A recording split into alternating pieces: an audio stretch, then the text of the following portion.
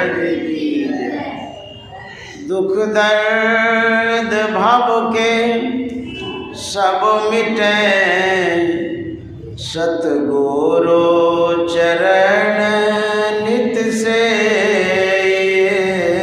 दुख दर्द भव के सब मिटे, सतगुरु चरण नित से। गुरु भक्ति बिन कछु ना बने, ने सकल संतन कही। गुरु भक्ति बिन कछु ना बने। श्री सद्गुरु महाराज की जय। परमाराध्य सद्गुरु महाराज गुरुदेव महर्षि संत सेवी परमानंद जी महाराज, मंच पर उपस्थित पूज्य महात्मागण, कटिहार सत्संग आश्रम में उपस्थित प्रबुद्ध सत्संग प्रेमी महान भाव माता बहनों, आज बुधवार है। कल मंगलवार को हम लोग सत्संग किए, आज बुधवार को सत्संग कर रहे हैं। मंगलवार का साप्ताहिक सत्संग होता है और बुधवार को भी कर रहे हैं। आज करने का कोई विशेष कारण है। यहाँ पर बहुत सत्संग प्रेमी अपनी इच्छाओं की पूर्ति के लिए प्रार्थना करते हैं परमाराध्य सद्गुरु महाराज से। जब पूर्ति हो जाती है, इच्छा के अनुरूप आपको सफलता मिलता है, तो आप श्रद्धा से सत्संग और भंडारा कराते हैं। वही कारण आज उपस्थित है, जिस कारण से आज सत्संग हो रहा है। और उस बच्ची के लिए मंगल कामना है जिनका विवाह होने वाला है। तो आज का सत्संग खुशी के लिए है और विवाह का कार्यक्रम निर्विघ्न संपन्न हो, इस निमित्त भी यह सत्संग है। तो जो हमारे निरंजन बाबू हैं, उनके पूरे परिवार को बहुत बहुत साधुवाद है, जिन्होंने इतना बड़ा यज्ञ किया।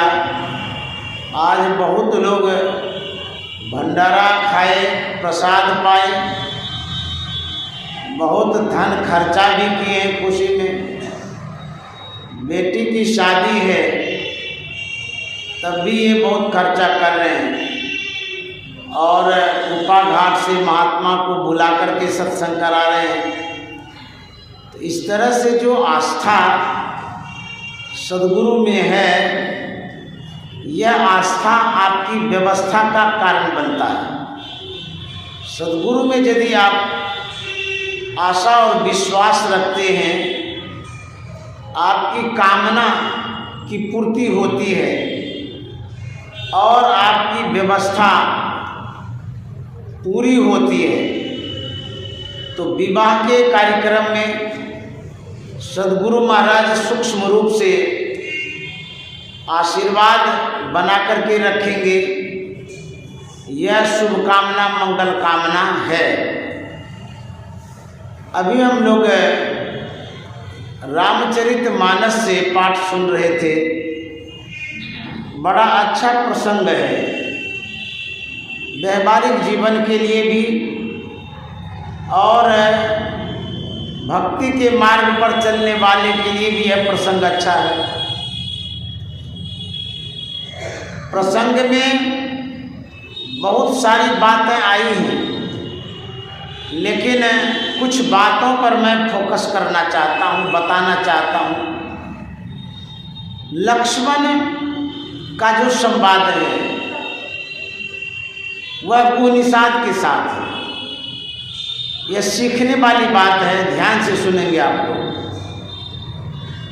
दो व्यक्ति बात कर रहे हैं, गुह निषाद अपनी भावनाओं को व्यक्त करता है। भावनाएं व्यक्ति तभी व्यक्त करता है जब कुछ न कुछ वो देखता है या सुनता है या किसी न किसी व्यक्ति के सामने वो होता है, तब भावना व्यक्त करता है। अकेले कोई भावना व्यक्त नहीं करता है। अकेले जो करेगा वो पागल होगा, या लोग कहेंगे पागल है, अपने आप बोलता रहता है। गुह निषाद भगवान श्री राम और माता सीता की दयनीय दशा को देख करके बोलता है। क्या बोलता है कि यह जो भगवान श्री राम कष्ट भोग रहे हैं, इसका कारण कैकेयी है। अपने बेटा को राज्य गद्दी देने के लालच में प्रभु श्री राम को 14 वर्ष के लिए जंगल भेज दिया। उसी कैकेयी के कारण भगवान श्री राम और भगवती सीता माता दुख भोग रही है। लक्ष्मण सुन रहा था। लक्ष्मण अपनी भावना व्यक्त करता है, अपनी सूझबूझ के अनुसार कहता है, काहुन को सुख दुख कर दाता, निज कृत कर्म भोग सुनु भ्राता। हे भाई, आप जो कह रहे हैं कैकेयी ने ऐसा किया है वैसा किया है, इसमें कैकेयी का कोई दोष नहीं है। जो भी सुख दुख व्यक्ति के जीवन में आता है उनके अपने कर्मों का कारण होता है। जबकि लोग दुख आने पर दोष देता है। किनका दोष देता है? कहते हैं काल ही कर्म ही ईश्वर ही मिथ्या दोष लगाए। हम आरोपित करते हैं, दोषारोपण देते हैं किसको? काल को। कोई आदमी कहता है हमारा तो समय ही खराब है, जो विपरीत परिस्थितियां आ गई हैं। कोई कहता है हमारा तो कर्म खराब है इसीलिए दुख भोग रहे हैं।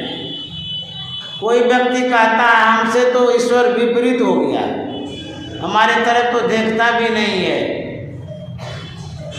लेकिन शास्त्र क्या कहता है? यह जो आपकी धारणा है यह गलत है। काल को आरोपित करते हैं, ये गलत है। कर्म को दोष लगाते हैं, ये भी गलत है। ईश्वर को दोषी ठहराते हैं, ये भी गलत है। काल ही कर्म है, ईश्वर ही मिथ्या दोष लगाते, कहते झूठे दोष लगाते हैं। तो यहाँ पर लक्ष्मण कह रहा है व्यक्ति का किया हुआ जो कर्म है वह पीछा करता है, उसी कर्म का परिणाम फल भोगना पड़ता है। तो भगवान श्री राम का जो यह दुख हम लोग देख रहे हैं उनके ही कर्मों का ये परिणाम है। निज कृत कर्म भोग सुनु भ्राता, उनके ही कर्म के कारण उनको दुख हो रहा है। और लक्ष्मण क्या कहते हैं? लक्ष्मण कहते हैं बोले लखन मधुर मृदुबानी, ज्ञान विराग भगति रस सानी। लक्ष्मण बोलता है। देखिए बोलते सब कोई है, हम भी बोलते हैं, आप भी बोलते हैं, घर परिवार में भी बोलते हैं। लेकिन बोलने की एक कला होती है। जिसको बोलने की कला आती है वह व्यक्ति दूसरे को प्रसन्न कर देता है, खुश कर देता है, प्रभावित कर देता है। जिसको बोलने की कला नहीं आती है वो सम्मान नहीं पाता है। तो लक्ष्मण बोलता है, किस तरह से बोलता है? मधुरता के साथ बोलता है। उनकी वाणी में मिठास है, मृदुता है। यदि आपकी वाणी में मिठास हो, मुलायमता हो, मृदुता हो, आपकी वाणी सब कोई ग्रहण करेंगे, स्वीकार करेंगे, मानेंगे। तो लक्ष्मण बोलता है मधुर मृदु वाणी, वाणी में मिठास हो, मधुरता हो, उसके बाद और क्या वाणी में मिलना चाहिए जो वाणी प्रभावशाली हो सकती है? तो कहते हैं ज्ञान विराग भगति रस सानी। वाणी में मिक्सचर जब होता है ना, कोई सामान मिलता है, मिक्स करते हैं, उसमें अलग टेस्ट आता है, अलग स्वाद आता है, अलग प्रभाव हो जाता है। जैसे कि आप बोलते हैं, एक रस में नहीं बोलिए, मिश्रित कर दीजिए, तो क्या क्या मिलाना है? ज्ञान विराग भक्ति, 3 रस है। बातों में ज्ञान की बात होनी चाहिए, उसमें वैराग्य की भी बात होनी चाहिए, और भक्ति की सरसता भी होनी चाहिए। ज्ञान विराग भगति रस सानी, तब पूर्ण वाणी होती है। एक रस नहीं होना चाहिए। जिनकी बातें आप सुनते हैं उनकी बातों में यह देखिए ज्ञान की बात है कि नहीं है, काम की बात है कि नहीं है, और वैरागी की बात बोलते हैं कि नहीं बोलते हैं। खाली रागे वाला नहीं बोलते हैं, आसक्ति वाला। वैरागी की बात हो, उसके बाद भक्ति की बात हो, भक्ति कहते हैं सेवा को। 3 बात जिन मधुर बातों में मिल जाए वो पूर्ण बात है, अकाट्य बात है। जैसा लक्ष्मण बोल रहे हैं तो वाणी में मधुरता होनी चाहिए। गोस्वामी जी ने बड़ा अच्छा लिखा है, यदि आप मधुर भाषी हैं, मिष्ट भाषी हैं, तो होगा क्या इसका परिणाम? कहते हैं उसको सुख मिलेगा। तुलसी मीठे वचन सो सुख उपजत चहुओर, वशीकरण यह मंत्र है तज दे वचन कठोर। आप दूसरे से काम बनाना चाहते हैं, दूसरे को प्रसन्न करना चाहते हैं, खुश करना चाहते हैं, तो आपके पास जो शब्द है, जो वाणी है, जो आप बोलना चाहते हैं, उसमें यदि मधुरता है, मिठास है, तब गोस्वामी जी कहते हैं सुख उपजत चहुओर। मान लीजिए आप ट्रेन से जा रहे हैं, अनभिज्ञ यात्री आपके सामने में है, जान पहचान नहीं है, लेकिन जब आप व्यवहार करते हैं, वार्तालाप करते हैं, संवाद करते हैं, कुछ बोलते हैं, आपकी वाणी में मधुरता है, शिष्टता है, विनम्रता है, तो वह जो यात्री है इतना प्रभावित हो जाता है, आपका सम्मान करता है, आदर करता है, मानने लगता है कि बड़ा अच्छा आदमी है, बोलता है बड़ा अच्छा ढंग से। वही गोस्वामी जी कहते हैं कि यदि आपकी वाणी मधुर हो तब सुख उपजत चहुओर। और क्या कह दिए? कहते हैं ये जो वाणी है जिसको आप बोलते हैं ये वशीकरण है। किसी को वश करते हैं ना, तो मधुर वाणी से आप वश कर सकते हैं, कर्कशा वाणी से कोई वश नहीं होगा। तो बोलने में मधुरता होनी चाहिए, वशीकरण यह मंत्र है। और गोस्वामी जी कहते हैं तज दे वचन कठोर। जो कठोर वाणी है, कर्कशा वाणी, कान को तीर के समान जो लगता हो, वो वाणी नहीं बोलनी चाहिए। वेद क्या कहता है? वेद में लिखा हुआ है सत्यम ब्रूयात् प्रियम ब्रूयात्, सत्यम और प्रियम न ब्रूयात्। इसका मतलब हुआ कि सत्य बोलिए और प्रिय बोलिए, वेद भगवान कहते हैं। और क्या कहते हैं? सत्य हो, यदि अप्रिय हो तो मत बोलिए। ऐसा वेद भगवान कह रहे हैं कि सत्य हो, प्रिय हो तब बोलिए, सत्य हो अप्रिय हो तो नहीं बोलिए, ऐसा वेद भगवान कहते हैं। इसी विषय को संपुष्ट करते हुए, विषय को विशेष रूप से सम्मान देते हुए हमारे गुरु महाराज ने कहा है सत्य सुहाता वचन कहिए। गुरु महाराज क्या कहते हैं? बात सत्य हो लेकिन सुहाने वाली बात हो। कोई को बोलते हैं हम तो सही न कह रहे हैं, इसको उखड़ा जैसा लगता है। वेद भगवान कहते हैं कि नहीं वैसा मत बोलिए, दूसरे को खराब लगे वह शब्द नहीं बोलना चाहिए। तो गुरु महाराज ने क्या कहा? सत्य सुहाता वचन कहिए। हमारे महर्षि संत सेवी जी महाराज ने क्या कहा है? वचन हो सत्य प्रिय मधुरम, वो जीवन स्वावलंबी हो। कैसा वचन होना चाहिए? वचन हो सत्य, सत्यता होनी चाहिए वचन में, और प्रियता भी, अब मधुरता भी होनी चाहिए। वचन हो सत्य प्रिय मधुरम। यदि इस तरह का वचन होता है, आपके वचन में प्रभाव आता है, आपको सम्मान मिलता है, आप सबके प्रिय हो जाते हैं। कहते हैं कोयल काको देत है, कौवा कासे लेत। कौवा किसी का कुछ लेता नहीं है, और कोयल कुछ भी नहीं देती है, लेकिन अपने मीठे वचन से सबका मन हर ले। कोयल जो होती है, जब वो बोलती है, उसकी आवाज़ इतनी सुरीली मधुर होती है, मन मोह लेती है। कौवा जब बोलता है, सब कोई कान बंद कर लेना चाहते हैं कि नहीं सुनेंगे इनकी बात। दोनों तो चिड़िया ही है, दोनों की आवाज़ों में फर्क है। कोयल बोलती है तो सब सुनना चाहते हैं, और कौवा बोलता है तो कोई सुनना नहीं चाहता। ये आवाज़ में जो अंतर है, उसी का महत्व है।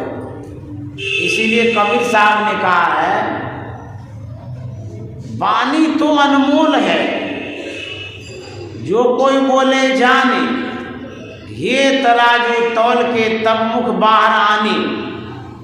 कहते हैं वाणी क्या है? अनमोल है। तो कौन वाणी अनमोल है? जिस वाणी को आप सोच के, समझ के, संभल के बोलते हैं, हृदय रूपी तराजू पर तौलते हैं कि ये सत्य है, सही है, सुहाने वाला है, उस वाणी को जब आप निकालते हैं तब अनमोल वाणी है। कहता जो कोई बोले जाने, ये तराजू तौल के तब मुख बाहर आनी। जब भी आप बाहर करते हैं आवाज़ को, शब्द को, वाणी को, तो पहले तौल लीजिए, सोच समझ लीजिए कि ये वाणी बाहर करने योग्य है कि नहीं है। यदि आप एक बार बोल दिए, कहीं उठपटांग बोल दिए, तब तो मारपीट लगेगी, लात जूता भी लगेगा, बदनामी भी होगी। तो मुँहे से तो बोलते हैं, तो मुँहे से मधुर वाणी भी बोलते हैं, और मुँहे से विषैला वाणी भी बोलते हैं। इतना कर्कशा सब बोलता है कोई कोई कि शरीर में जहर घुल जाता है। तो बोलिए तो समझ करके।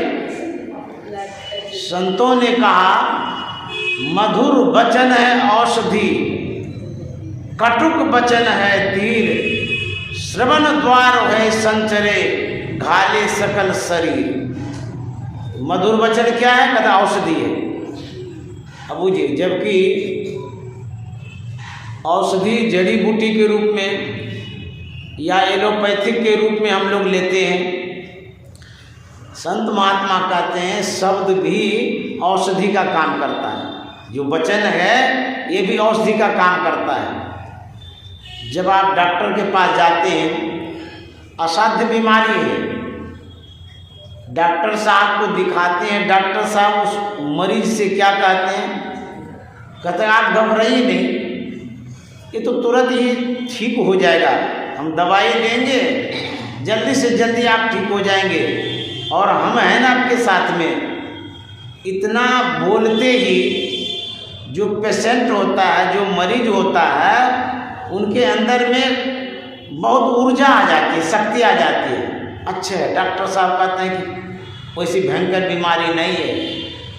कभी कभी आप किसी डॉक्टर के पास जाते हैं, साधारण सी बीमारी है, डॉक्टर समझ नहीं पाता है, वो क्या कहता है, अरे आपको ऐसी बीमारी हो गई है, यदि उपचार नहीं करिएगा तो कुछ दिन के मेहमान हैं।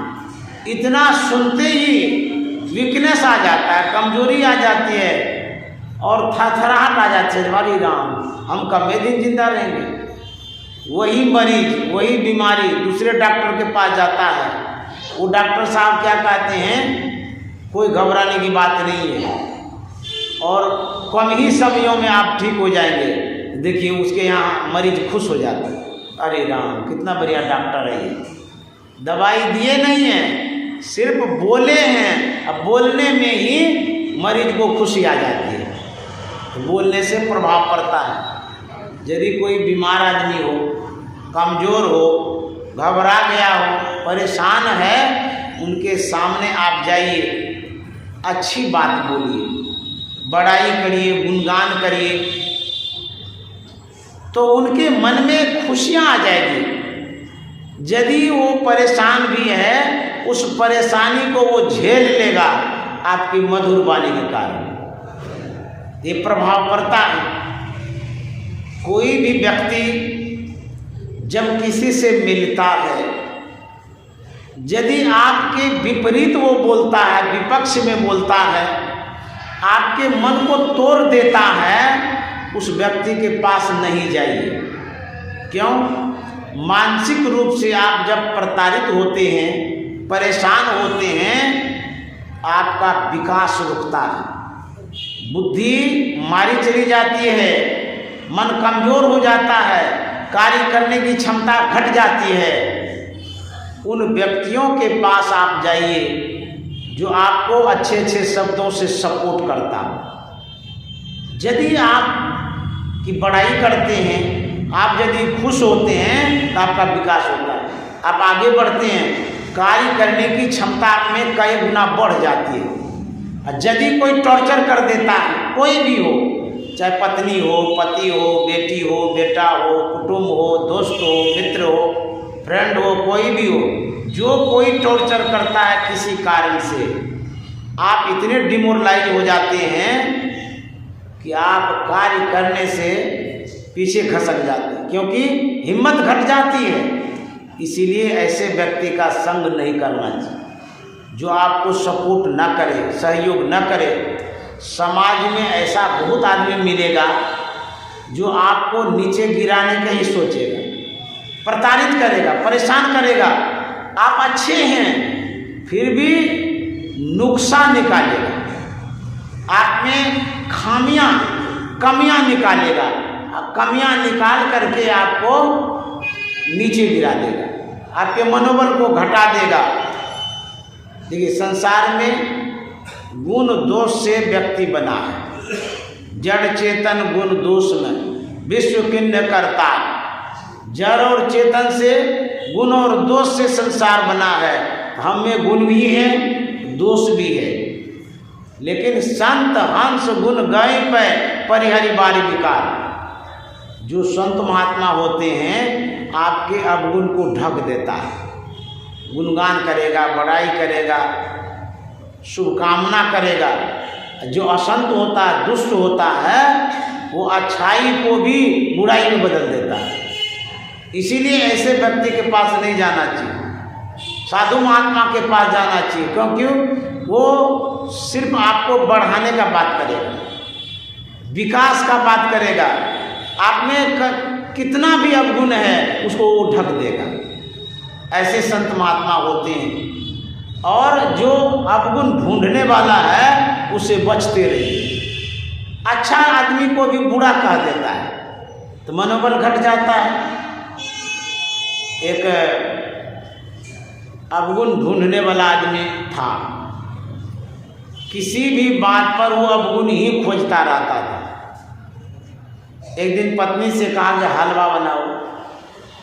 उसकी पत्नी मात्रा के अनुरूप हलवा बनाती है, जितना सूजी, घी, चीनी देना चाहिए उस हिसाब से देती है।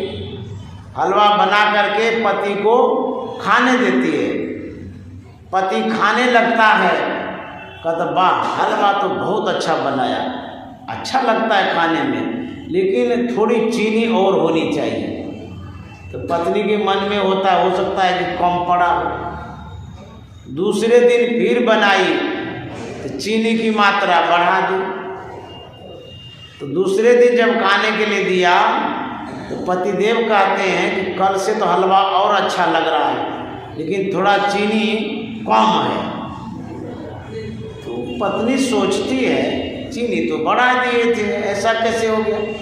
तीसरे दिन वो हलवा बनाती है, कई गुना चीनी बढ़ा के दे दे ताकि कम ना लगे। तीसरे दिन जब खाने के लिए दिया, खाता है, कहता और दिन से हलवा तो बहुत अच्छा है लेकिन थोड़ा चीनी कम है। पत्नी सोचती बड़ा विचित्र आदमी है, चीनी बढ़ाते जा रहे हैं, आप कम ही होते जा रहा है। एक दिन वो क्या करती है, मात्र चीनी का हलवा बना, तो उसमें ना आटा दिया, सूजी दिया, कुछ भी नहीं, सिर्फ चीनी बना करके दिया पतिदेव को खाने के लिए। पतिदेव ने कहा आज का जो हलवा है सब दिन से बढ़िया है लेकिन चीनी थोड़ा कम है। तो पत्नी कहती है खाक कम है, आज कुछ मिले भी नहीं किया, खाली चीनी है जिसमें कम कौन चीज का होगा। ऐसे भी अवगुण निकालने वाला होता है, तो ऐसे आदमी से बचना चाहिए। तो जहाँ आपका अवगुण खाली ढूंढा जाता है उस व्यक्ति से बचिए।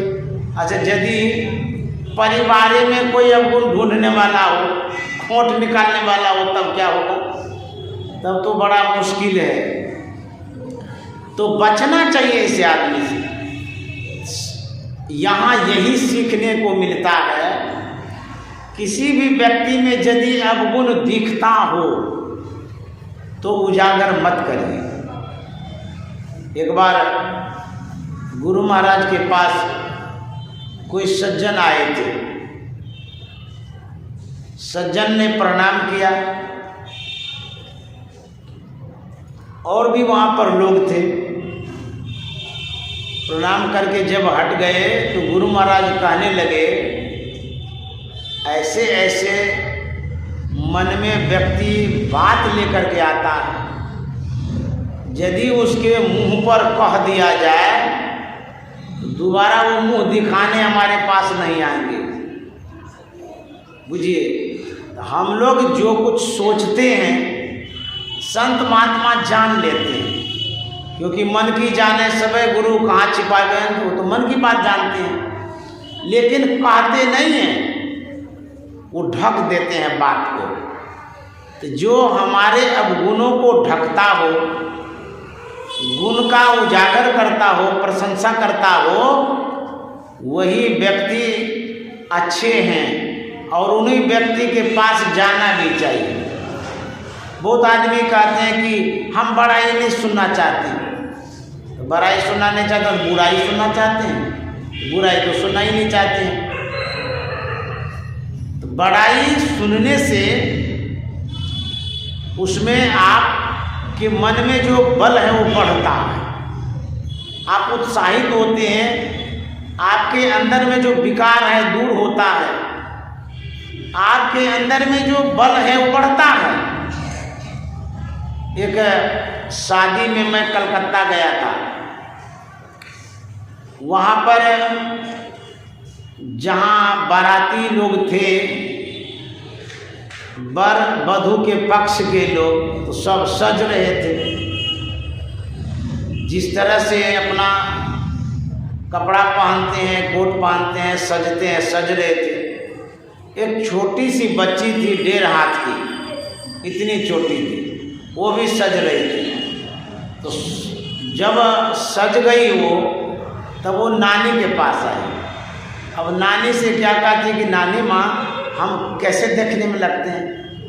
अब इतनी छोटी थी तब भी, तो उनकी नानी माँ कहते तू बहुत अच्छी लगती है, बड़ी खुश हो गई। अब देखिए, बच्चा भी तो बड़ा ही सुनना चाहता है। एक बार बाबा साहब की बात बतला रहे। गुरु महाराज भोजन बनाते थे बाबा देवी साहब का, तो गुरु महाराज से एक बार भूल हो गई, दाल में नमक जो है ना डबल पड़ गया। किसी कारण से हो जाता होगा, आप लोग भी बनाते हैं, कभी कभी गप करते हैं तो उसमें कई बार डाल देते हैं, तो डबल पड़ गया। तो बाबा देवी साहब को पहले खिलाते थे, तो परोस दिया गया, बाबा देवी साहब खाने लगे। तो बाबा देवी साहब को पता चल गया कि इसमें नमक ज़्यादा पड़ गया है। तो बाबा देवी साहब ने क्या कहा, लाला आज जो तुमने भोजन बनाया है बड़ा अच्छा बनाया है, बड़ा अच्छा लगता है खाने में। बाबा साहब ज़्यादा नमक वाला दाल खा रहे हैं लेकिन बड़ाई कर रहे हैं। तो गुरु महाराज बड़े खुश हो गए, अच्छा हम बनाए तो अच्छा लगा बाबा देवी साहब को। फिर जब गुरु महाराज खाने लगे तो जैसे ये दाल खाए उसी समय बड़ा मन में अफसोस हुआ, अरे दाल में तो नमक ज़्यादा है, लेकिन बाबा साहब तो बड़ाई कर गए। तो बड़े आदमी जो होते हैं वो सिखाते हैं, डायरेक्ट नहीं कहते। कैसे सिखाए, बड़ाई तो कर दिए, लेकिन जब गुरु महाराज खाए तो पता चल गया कि नमक ज़्यादा है, तो गुरु महाराज तब सावधान हो गए। इस तरह से बड़े आदमी जो होते हैं वो सीधे प्रहार नहीं करते। छोटे आदमी जो होते हैं गलतियों पर सीधे प्रहार करते हैं, आप ऐसे हैं तो वैसे हैं, ये गलती है वो गलती है। इस तरह से साधु महात्मा सब मर्यादित ढंग से बात करते हैं, इसी बात का वैल्यू है, महत्व है। इसीलिए कहते हैं वाणी बोलिए तौल करके। जब आप बाजार जाते हैं,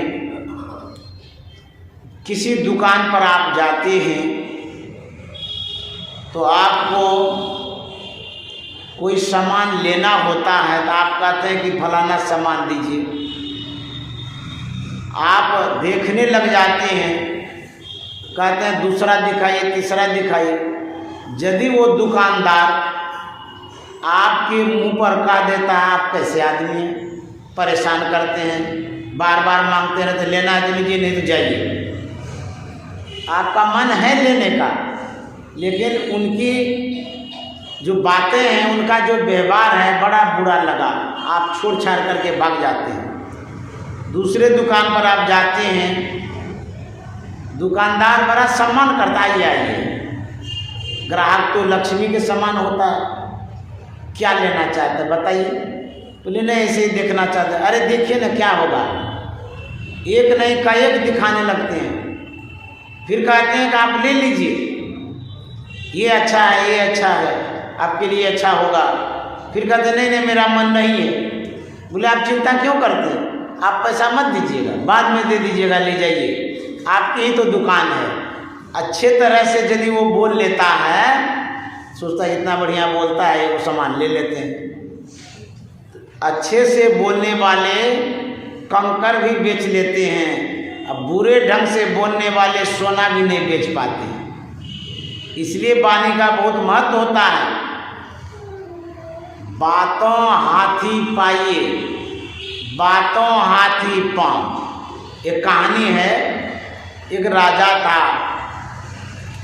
रात में स्वप्न देखता है कि सब दांत झड़ गया है। सवेरा होता है, अपने सहचर से सुनाता है कि ऐसे ऐसे मैंने स्वप्न देखा है, रात में दांत झड़ गया है, पता नहीं इसका क्या फलाफल होगा। सुझाव दिया कि किसी पंडित से, जानकार से पूछिए, वो बता सकते हैं। तो वहाँ के जो पंडित थे बुलाया गया। राजा ने कहा कि मैंने रात में स्वप्न देखा कि मेरा सारा दांत झड़ गया है, इसका क्या फल होता है। पंडित जी सीधे सीधे शब्दों में कहता है, बाप रे बाप, इसका फल आपके रहते आपका जितना परिजन है सब मर जाएगा। राजा को बड़ा गुस्सा आया, बोला इसको हाथी पेड़ के नीचे कुचलवा दो, मरवा दिया उसको। फिर एक ज्योतिषाचार्य को बुलाया, उनसे कहा गया कि मैंने रात में स्वप्न देखा, सब दांत झड़ गया है, टूट गया है, इसका क्या फलाफल होता है। वो कैसे बोलता है। ज्योतिषाचार्य ने कहा इसका फल, आप दीर्घायु हैं, लंबी आयु वाले हैं, भाग्यशाली हैं, अरे आप तो बहुत अच्छे आदमी हैं। आपका संस्कार अच्छा है, आप बड़े लंबी आयु के आदमी हैं। इतना सुना, बोला इसको हाथी इनाम में दे दे। उसको हाथी इनाम में दे दिया। अच्छा, दोनों बात मिलाई थी, एक है कि नहीं है? दोनों बात तो एक ही है। पंडित जी ने कहा कि आपके रहते सब परिवार के लोग मर जाएंगे, और ज्योतिषाचार्य ने कहा आप लंबी आयु वाले हैं, दीर्घायु हैं, भाग्यशाली हैं। तो दोनों बात एक ही है, लेकिन बोलने में अंतर है। जो बोला जाता है उसमें अंतर आ जाता है। किसी को इनाम मिलता है, कोई बदनाम हो जाता है। इसलिए सोच समझ करके बोलना चाहिए। महाभारत की कहानी आप सुने होंगे।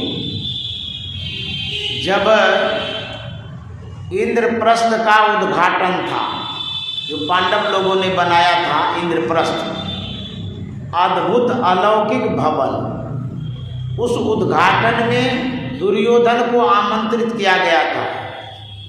दुर्योधन भी आए थे, मामा शकुनी भी आए थे।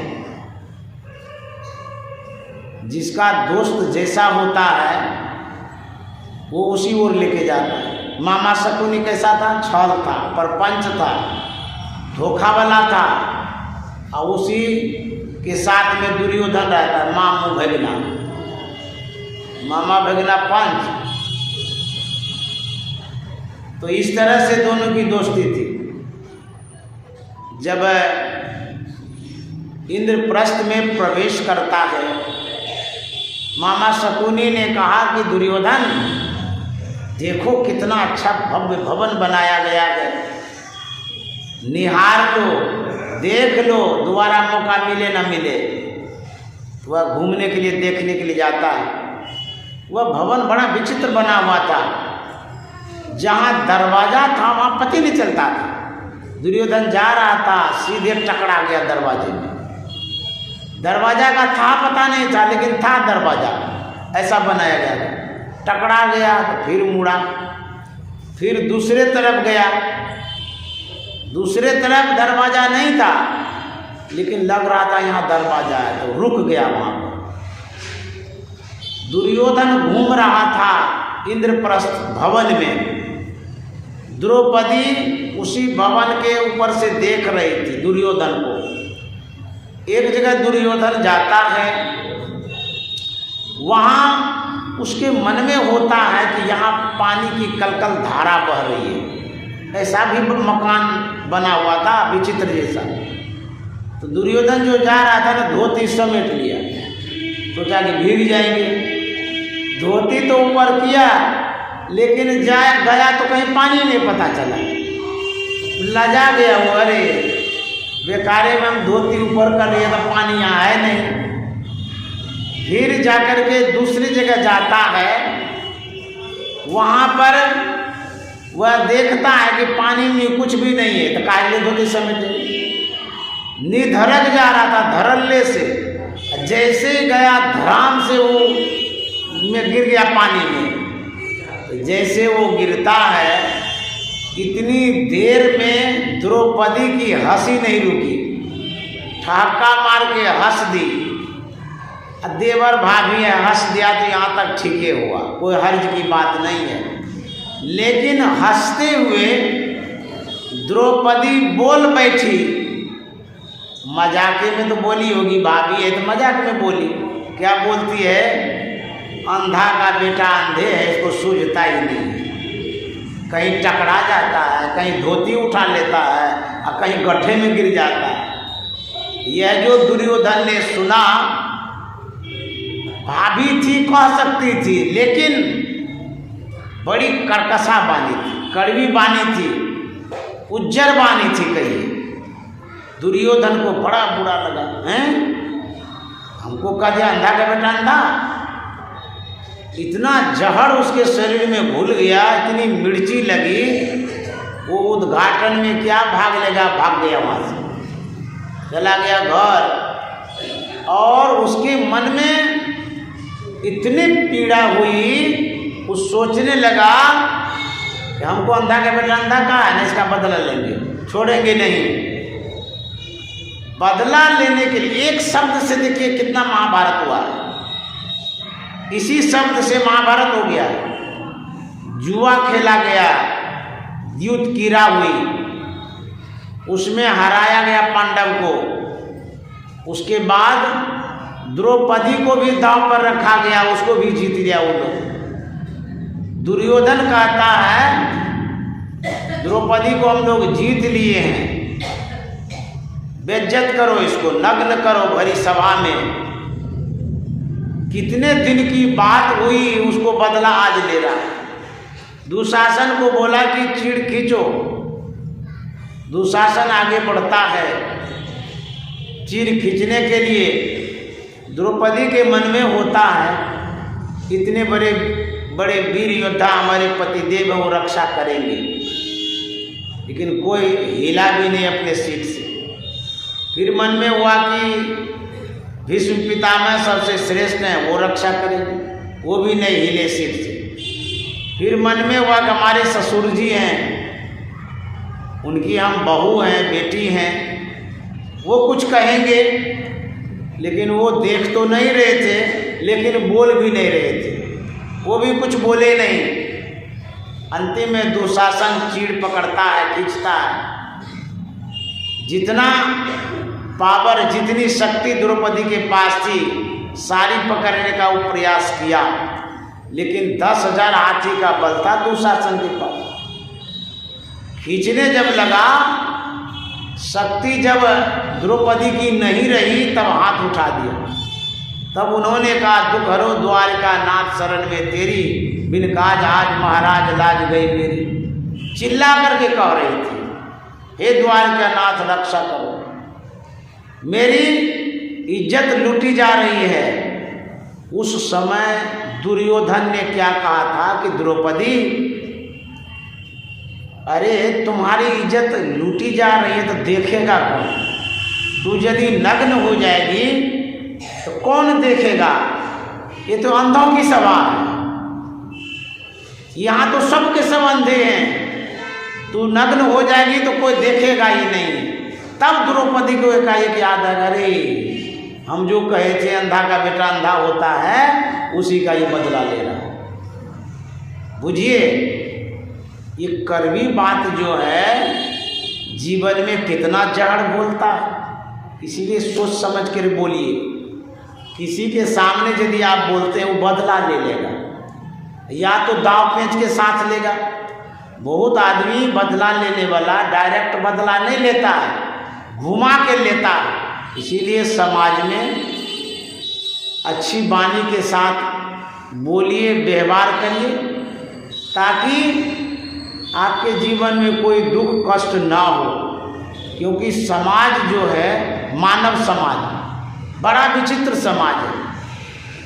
कबीर साहब ने कहा है, यह संसार कांटे की बात, देख दृष्टि पग धरना है, रहना नहीं देश बिराना। और क्या कहा, यह संसार झाड़ और झांकर, उलझ पुलझ मर जाना। मित्रता में, दोस्ती में जब खटास हो जाए या परिवार में खटास हो जाए, तो बड़ी सावधानी की आवश्यकता है। क्यों? किस तरह से बदला लेगा आपको पता भी नहीं चलेगा। लोग ताक में रहता है, तो दुश्मनी जल्दी नहीं करिए। और यदि दुश्मनी हो जाए, फिर उसके साथ हिल मिल करके मत रहिए, क्योंकि वो कब बदला लेगा आपको पता भी नहीं चलेगा। ऐसा समाज में होता है, परिवार में भी हो जाता है। आप किसी को टॉर्चर कर दिए, सता दिए, मार दिए, प्रताड़ित किए, वो डायरेक्ट आपसे कुछ नहीं कह रहा है, जिसका मतलब है वो बदला लेगा। जब आप रामायण की बातों को पढ़ते हैं, तो रामायण की बातों में एक घटना हुई है, सो बता देते हैं। जब भगवान श्री राम जंगल गए थे, जंगल में जहाँ रुके हुए थे, वहाँ पर शूर्पणखा आती है। भगवान श्री राम के सौंदर्य पर वो प्रभावित होती है, अपना मंतव्य व्यक्त करती है कि मैं आपसे विवाह करना चाहती हूँ। प्रभु श्री राम ने कहा कि मैं विवाहित हूँ। मैं दूसरा विवाह नहीं कर सकता। पास में लक्ष्मण था, उसकी ओर देखा, वो भी बड़ा सुंदर था। उसे भी कहा गया कि मैं आपसे विवाह करना चाहता हूँ। तो लक्ष्मण ने कहा अभी तो भैया से बात कर रहे थे, फिर इधर का आते हैं। बोले वो नहीं मानते हैं, वो बोलते हैं कि मेरा विवाह हुआ है। तो बोले मैं भी विवाहित हूँ। बोले आपकी पत्नी तो यहाँ नहीं है। बोले जहाँ भी है मैं दूसरी शादी नहीं कर सकता हूँ, और जिससे पहले बात तुमने किया उसी से जाके बात करो। फिर शूर्पणखा आती है प्रभु श्री राम के पास। देखिए बात करने से क्या होता है वही बतला रहे हैं। शूर्पणखा कहती है वो तो मानते ही नहीं है, आप हमसे विवाह करिए। बोले नहीं नहीं, देखो मेरी पत्नी है ना, सीता माता के लिए कहा, हम कैसे विवाह कर सकते हैं। तो शूर्पणखा सोचती है कि यही जो सीता है यही बीच में दीवार है, इसी को खत्म कर देंगे और उसके बाद ये लोग मान जाएंगे। विकराल रूप धारण करके सीता माता की ओर बढ़ती है शूर्पणखा। भगवान श्री राम लक्ष्मण को इशारा कर देते हैं, देखो वो डर रही है सीता, उसको बचाओ। तो लक्ष्मण आता है, नाके काट देता है, ऐसा मारा तलवार की आधा नाक काट दिया। वो नक्कटी यहाँ से भागी, भागते भागते भागते कहाँ चली गई, रावण के पास। रावण रंगमंच में मनोरंजन आनंद ले रहा था। कहती है भैया शर्म करो शर्म करो, तुम्हारी बाल की नाक कट गई है और तुम आनंद विभोर हो। जैसे देखा आग बबूला हो गया। कहा ये किसने किया? बोला एक वनवासी आया है उसी ने किया। यह जो बोला गया रावण को बड़ा गुस्सा आया, बड़े बड़े योद्धा को भेजता है लड़ने के लिए। भगवान श्री राम सबका धराशायी कर देते हैं। उसके बाद जितना बड़ा बड़ा था योद्धा सब मारा गया। अब रावण देखिए क्या करता है, बदला लेने के लिए कह रहे थे ना, कैसे लेते हैं। भगवान श्री राम से डायरेक्ट लड़ नहीं पाएंगे, कैसे लड़ेंगे। देख रहे हैं ना भगवान श्री राम के कला कौशल को, एक से एक योद्धा को मार रहा है तो हमको भी मार देगा। किस तरह से बदला लिया जाता वही मैं बतला रहा हूं। अब रावण साधु का वेश धारण करता है। देखिए कहाँ आप ठगे जाएंगे, कहाँ आपसे बदला लिया जाएगा, किस तरह से आपको नहीं पता है। दुर्योधन ने भीम को बच्चे में विष पिला दिया था मारने के लिए, कहा खीर है खा लो। देखिए बदला कैसे लिया, मर गया वो भी भीम, लेकिन फिर भी प्रभु कृपा से जीवित भी हो गया था। तो रावण बदला लेता है, साधु वेश धारण करके सीता का हरण करता है। कितनी परेशानी हुई, कितना युद्ध करना पड़ा, क्या क्या करना पड़ा। उसी तरह से संसार में ऐसा भी लोग होता है जो आपसे बदला लेगा। तो बदला लेगा तो लड़िए ढंग से, सोच समझ करके। किसी से यदि विवाद हो जाए उसके साथ खाना पीना लेना देना सावधानी से करिए। कब ठगेगा कैसे ठगेगा ये आपको पता नहीं चलेगा। रहिए तो प्रेम से रहिए, मेल से रहिए, बढ़िया से रहिए। और जब फूट फुटाव हो जाए फिर दोस्ती मत करिए। क्यों? आप तो दोस्ती कर लेंगे लेकिन वो दुश्मनी कब निकालेगा ये आपको पता नहीं चलेगा। इसलिए कहते हैं कि वचन यदि बोलते हैं मधुर हो प्रिय हो, कड़वी वाणी नहीं बोलनी चाहिए। कड़वी वाणी बोलते हैं तो सब आपको इग्नोर करेगा और आपसे दोस्ती कोई नहीं करेगा। इसलिए संत महात्मा सिखाते हैं अच्छी वाणी बोलिए। तो इस तरह से संत महात्मा कहते हैं। और संत वाणी जो होती है वो अमर वाणी होती है, अच्छी वाणी होती है। उन वाणी को यदि बोलते हैं तो सबको प्रिय लगता है। एक बार कुप्पा घाट में कोई विशेष व्यक्ति आए थे। तो कुपा घाट में शाम के समय संतवाणी सब गाते हैं, अभी भी गाते हैं।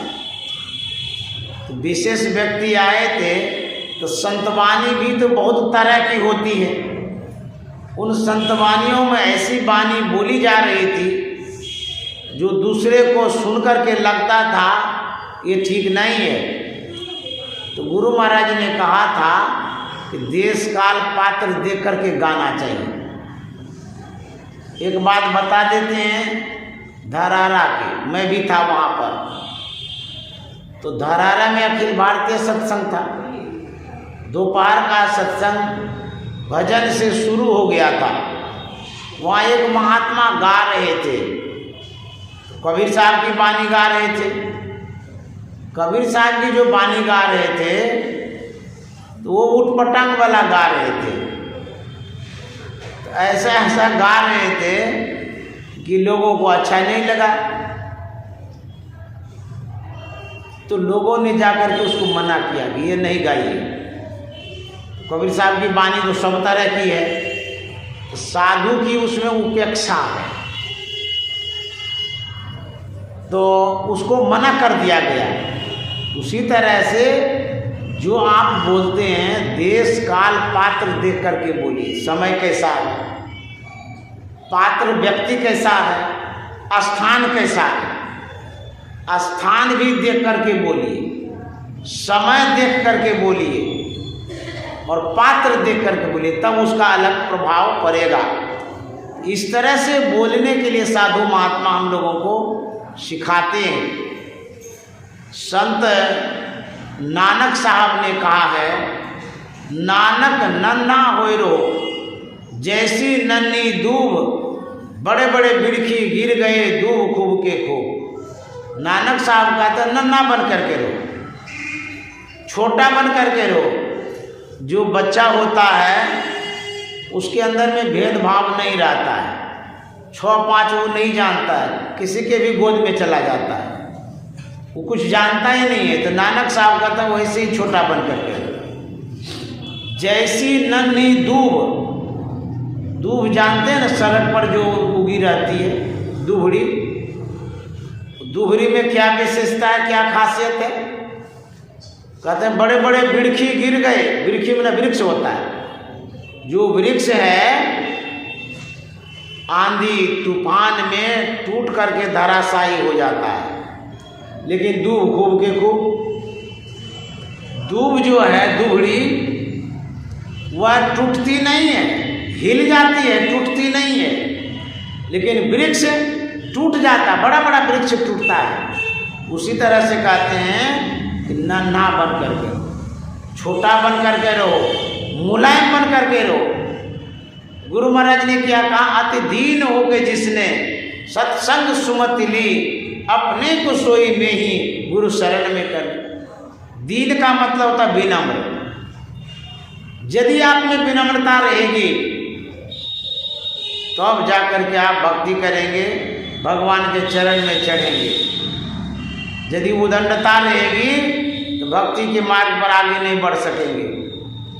करची को आप मोड़ सकते हैं, अब मोड़ करके जैसा बनाना चाहेंगे वैसा बन जाएगा, लेकिन कांच को नहीं मोड़ सकते। क्यों? कांच में कड़ापन है, अक्खड़ है कांच, लेकिन करची में मुलायमपन है। एक महात्मा था, बड़ा बुजुर्ग महात्मा, मुंह में एक भी दांत नहीं था। अपने शिष्यों को करीब बुलाया। महात्मा ने कहा कि मेरे मुंह में देखो। सब शिष्य देखने लगे। बोले कि मेरे मुंह में क्या है?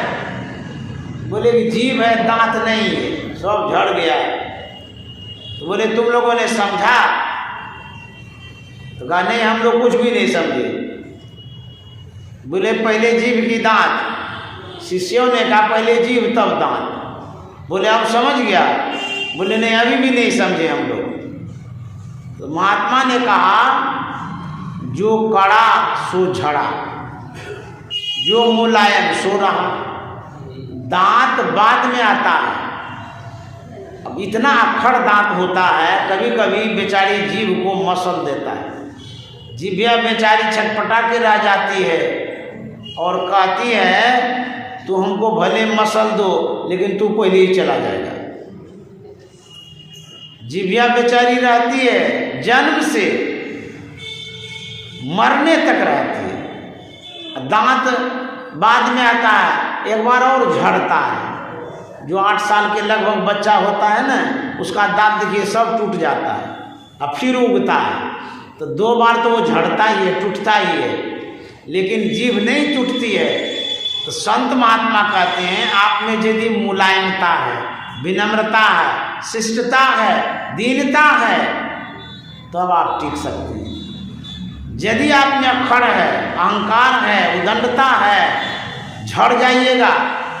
क्यों? ये संसार ऐसा है कि आपको खड़ा होने ही नहीं देगा। झुक करके रहिए, विनम्रता से रहिए।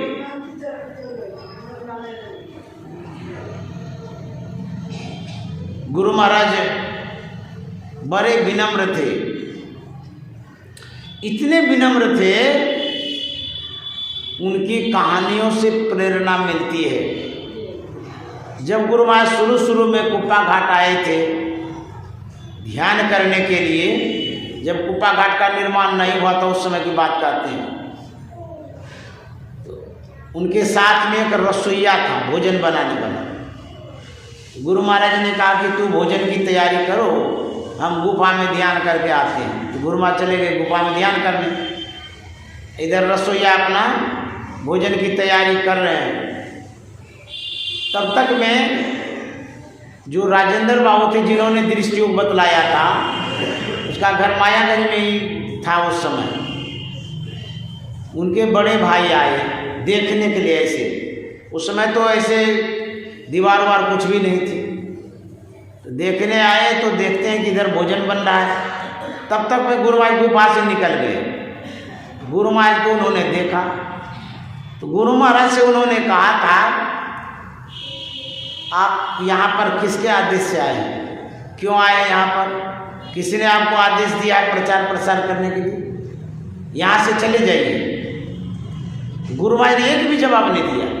देखिए कितने विनम्र थे, वो बतला रहे, कुछ भी जवाब नहीं दिए गुरु महाराज। रसोइया से कहते हैं ए जी सब सामान वामान समेटो, यहाँ से चलो। तो रसोइया ने कहा कि पानी तो खोल रहा है, आधन हो गया है, इसमें चावल देंगे तो बन जाएगा। बोले नहीं नहीं, इस पानी को उसी चूल्हा में उल्टा दो। गुरु महाराज ने कहा सब पानी उल्टा दो, अब बर्तन बासन समेटो, यहाँ से चलो। तो आदेश के अनुसार पानी फेंक दिया गया, बर्तन बासन समेट लिया गया। राजेंद्र बाबू के बड़े भाई देख रहे थे। उसके बाद अब चलेंगे, तब तक में राजेंद्र बाबू के बड़े के भाई के मन में होता है अरे हमने ये क्या कहा दिया, ये सही में जा रहे हैं। तो उन्होंने कहा कि मेरी बातों से आपको दुख हो गया। तब गुरु महाराज ने क्या कहा था, नहीं नहीं आपकी बातों से हमको दुख नहीं हुआ है, आप दृष्टि योग बताने वाले राजेंद्र बाबू के बड़े भाई हैं, आपकी आज्ञा का पालन हम कर रहे हैं। आपने कहा ना कि यहाँ से चले जाइए, तो मैं जा रहा हूँ, ये तो आपके आदेश का पालन हम कर रहे हैं। राजेंद्र बाबू के बड़े भाई इतने प्रसन्न हुए, इतने पिघल गए, उन्होंने कहा नहीं नहीं आप बड़े अच्छे साधु हैं, आप जब तक रहना चाहते हैं यहाँ रहिए। यदि गुरु महाराज उबिया जाते, उकता जाते, कह देते आपका यहाँ क्या है, हम यही रहेंगे, आप क्यों कहते हैं जाने के लिए, तो तब आज कुप्पा घाट हम लोगों के पास नहीं रहता, तब गुरु महाराज को रहने नहीं देते, विवाद हो जाता। तो विनम्रता से सब काम हो जाता है। एक बार हथौड़ा ने चाबी से पूछा कि अरे चाबी तू तो बड़ी पतली है, तुम में कम लोहा है, तुम बड़े बड़े ताले को खोल लेती हो, हमारे अंदर तो बहुत लोहा है। हथौड़ा कहता है हमारे अंदर बहुत लोहा है, हम छोटे छोटे ताले को भी नहीं खोल पाते, ऐसा क्यों? चाबी क्या जवाब देती है, मैं इसलिए खोल पाती हूँ, मैं प्रेम से ताले के अंतःकरण में प्रवेश करती हूँ, निवेदन करती हूँ, ताला खुल जाया करता है। और तुम प्रेम से नहीं, प्रहार से खोलना चाहते हो। हम भीतर जाते हैं और तू बाहर से चोट देता है। तो हम प्रेम से खोलते हैं, तू प्रहार से खोलता है। हम प्रयत्न से खोलते हैं और तू प्रेशर देकर खोलता है। तो प्रेम की बड़ी आवश्यकता है, मुलायमता की बड़ी आवश्यकता है, दीनता की बड़ी आवश्यकता है। श्री सद्गुरु महाराज